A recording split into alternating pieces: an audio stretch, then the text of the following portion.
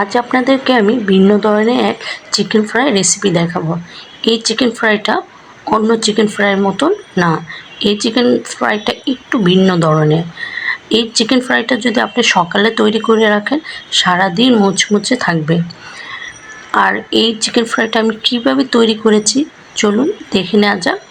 আসসালামু আলাইকুম, welcome to sweet and সাভরি চ্যানেলে। এখানে আমি 1 চামচ মরিচের গুঁড়ো, 1/2 চামচের মতো জিরার গুঁড়ো আর 1/2 চামচের মতো আদা রসুন বাটা এবং 1/2 চামচের মতন গরম মশলা গুঁড়ো, লবণ স্বাদ মতো আর একটা লেবুর স্লাইস নিয়েছি। এগুলো সব দিয়ে দেবো এই চিকেনের মধ্যে। আর চিকেনটা দেখেছেন আমি এরকম লম্বাটে করে কেটে নিয়েছি, আপনারা এর থেকে একটু ছোট করে নিতে পারেন। তারপর সব মশলা দিয়ে আমি একটু লেবুটা চিপিয়ে দিলাম আর 1 চামচের মতন টমেটো সস দিয়ে ভালোভাবে মেখে এটাকে ম্যারিনেট করার জন্য 10 মিনিট রেখে দেব। আর এইখানে আমি চিকেন নিয়েছি, একটা চিকেনের ব্রেস্ট। এখানে আপনারা বাড়িয়ে কমিয়ে চিকেন নিতে পারেন। ভালোভাবে মেখে নিচ্ছি, মাখানো হয়ে গেলে এটাকে 10 মিনিটের জন্য রেখে দেব।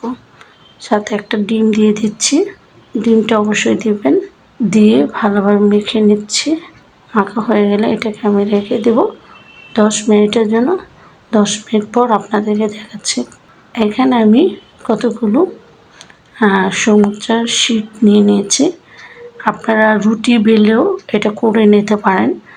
অনেকগুলো রুটি বেলে এভাবে করে কেটে নিতে পারেন, লম্বা লম্বা করে পাতলা পাতলা করে রুটি করে নিতে পারেন। আমি সমুচার শীট এভাবে কেটে নিচ্ছি লম্বা লম্বা করে।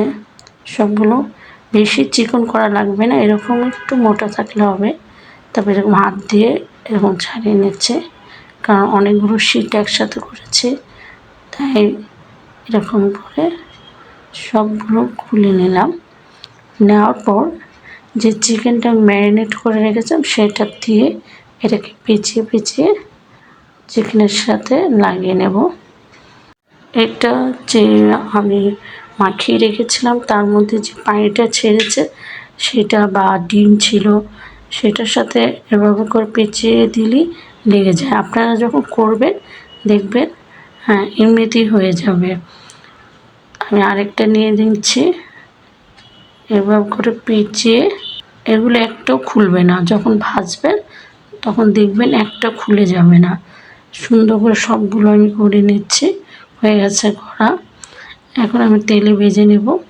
তেলটা বেশি একটা গরম করবেন না, বেশি গরম করলে উপরে কালার চলে আসবে আর চিকেনটা সিদ্ধ হবে না।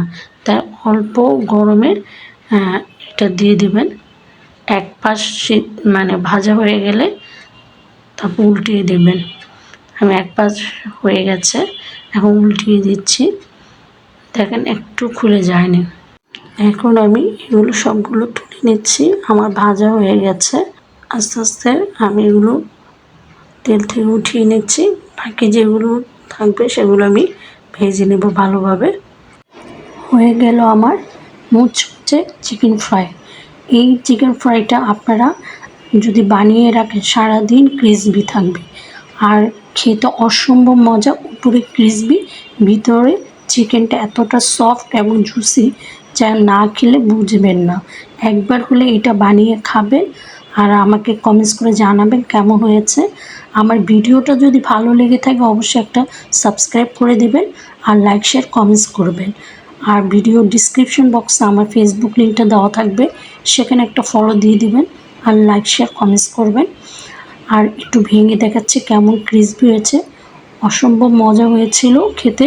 উপরের দিকটা অনেক ক্রিসপি ছিল আর ভিতরে চিকেনটা খুবই সফট এবং জুসি ছিল। আপনারা এভাবে বানিয়ে বাসায় খাবেন আর আমাকে কমেন্টস করে জানাবেন কেমন হয়েছে। বাসায় সবাইকে এভাবে বানিয়ে খাওয়াবেন এবং বাচ্চাদেরকেও এভাবে বানিয়ে দিলে বাচ্চারা অনেক খুশি হয়ে যাবে। আজ এই পর্যন্ত, সবাই ভালো থাকেন, সুস্থ থাকেন। আল্লাহ হাফিজ।